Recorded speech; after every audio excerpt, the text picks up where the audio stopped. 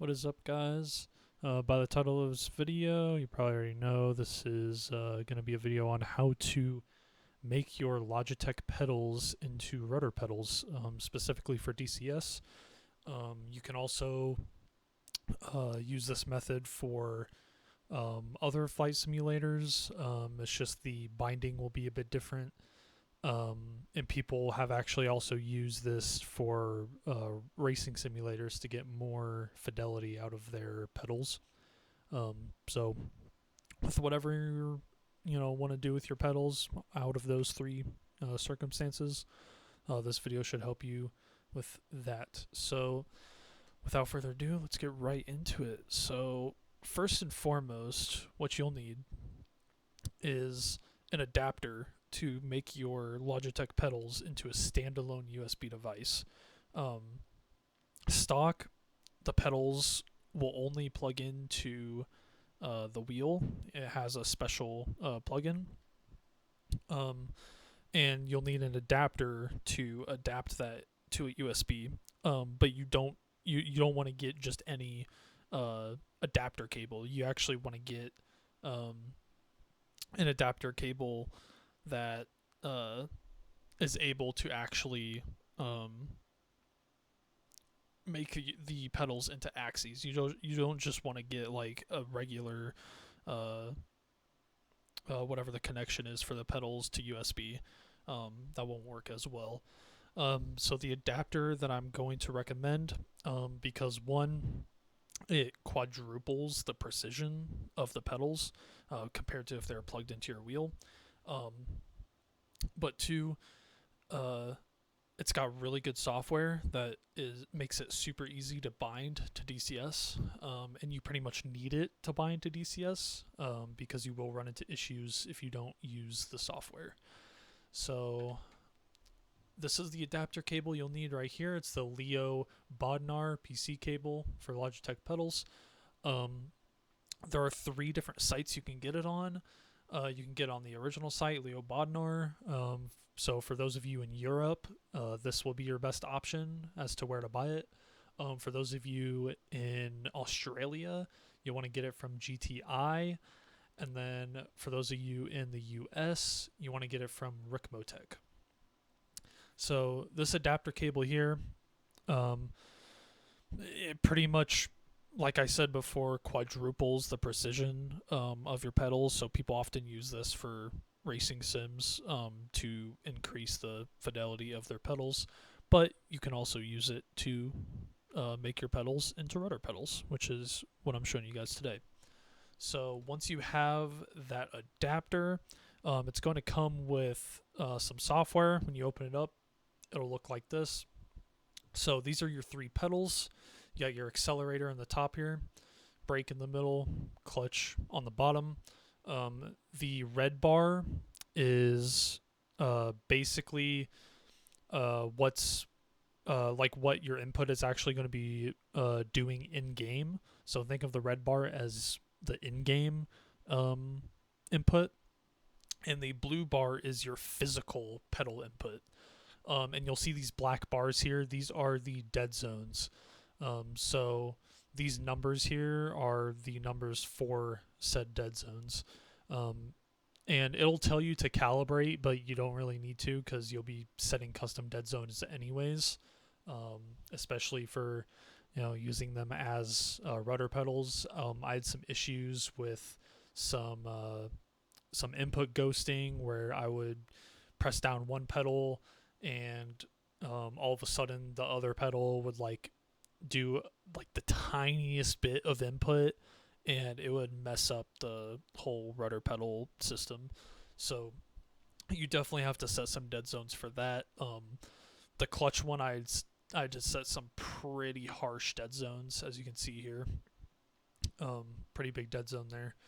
But yeah, you pretty much just have to kind of mess with it a little bit. And you'll definitely want to invert them for DCS. I had problems with them going the wrong way in DCS if I didn't have them inverted in the in this program. So make sure you invert them here. But as you can see here, this is my accelerator. So it starts the physical position of the pedal starts past this dead zone, so that it's not going to have any ghosting at all if the dead zone is this far in. And you might have to set your dead zone differently, depending on how old your pedals are or what kind of springs you have in your pedals, because I actually have custom springs in mine. So you might just have to mess around with this on your own instead of just copying these numbers, because it will vary. So as you can see here, when I press down my accelerator all the way, it goes past this dead zone here, so that if I run into an issue where I can't press my pedal down all the way, or like it's not registering that I'm pressing it down all the way, it will still input that it's down all the way. So just, again, mess with that to make sure this top bar goes to 0 for the accelerator. I actually have issues with my clutch. It's not actually able to go down all the way. I don't really know what that's about, but in game, it actually goes to full rudder. So even if it doesn't go down to 0 in here, it might go down to 0 in game. You'll just have to check that. And then for the brake, you want to keep just regular, no invert. And I basically have this set up, since I have a really harsh brake spring. I have it set up to where I only have to press the brake pedal about a third of the way down to get full wheel brakes, because I actually use my brake pedal as wheel brakes, which I also suggest you guys to do if you have a clutch pedal. And then using your clutch as left rudder, accelerator right rudder. So yeah, again, just kind of mess around with these. It just all depends on your specific pedals, really.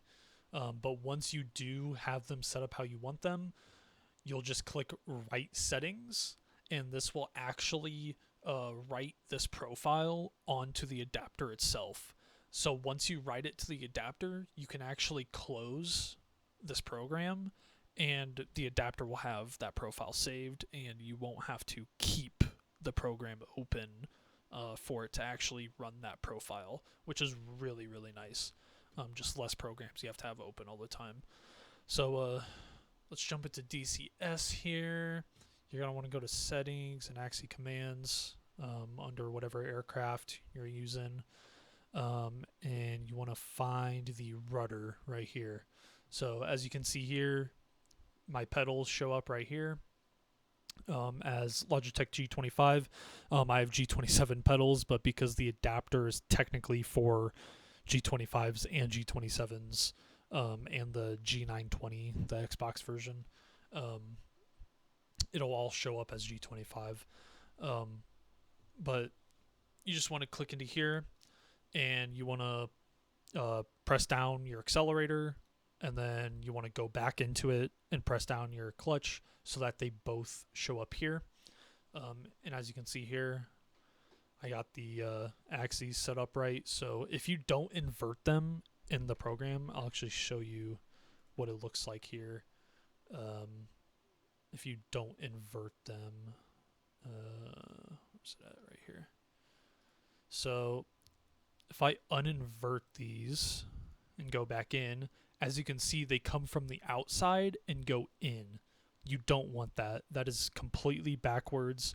And with that, when you don't have your pedals pressed in, your rudder is going to be going, and you definitely don't want that happening, because you want to have your feet pressed all the way down on the pedals all the time. So just invert those. That should be good, and that should actually make them go the right way. They should be going from a full bar to the middle here to the outside like that. So once you have those set, you want to go into AXI Tune, and this is my accelerator here. You want I would suggest these settings here that I have. Saturation of 50, curvature to -32. For the accelerator, you might have to mess with the curvature a bit. Depends on again, your pedals, just like with the program. But you also want to make it into a slider. Otherwise it'll look like this. You want to make it look like this with the slider. And then for one of the pedals, you want to have it inverted. The other one you don't. You might have to mess around with that. For me, my accelerator pedal has to be inverted, and my clutch pedal, my left rudder, is not inverted, as you can see here. And I have a little bit of a higher dead zone on that, because of the ghosting issues that I had.